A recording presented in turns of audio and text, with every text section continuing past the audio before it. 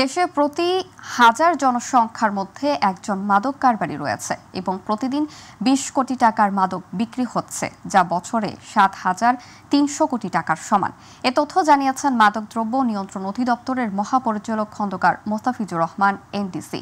গতকাল চট্টগ্রাম জেলা শিল্পকলা একাডেমি মিলনায়তনে আয়োজিত মাদক বিরোধী সমাবেশে এবং এইচএসসি পরীক্ষার GPA-5 প্রাপ্ত ছাত্রছাত্রীদের সংবর্ধনা অনুষ্ঠানে প্রধান অতিথির বক্তব্যে তিনি এসব কথা বলেন।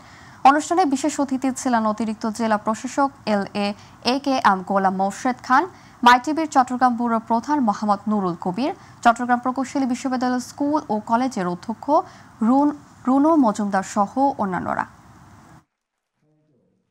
মাদক মানুষের জীবন থেকে জীবন কেনায় এতে ভালো কিছুই নেই। এতে স্বাস্থ্যের নষ্ট, চরিত্রের নষ্ট হয়, কিছু সমাজের ক্ষতি হয়। আমরা সবাই এর বিরুদ্ধে গণ আন্দোলন জাগিয়ে তুলব। আমরা এই আন্দোলন শুরু হবে আমাদের পরিবার থেকে। যদি আমরা পরিবার থেকে এর বিরুদ্ধে আন্দোলন করি, তাহলে আমাদের বিশ্বাস সকলের সম্মিলিত প্রয়াসের মাধ্যমে আমরা মাদকের বিরুদ্ধে লড়াই করে আমরা বিজয়ী হব।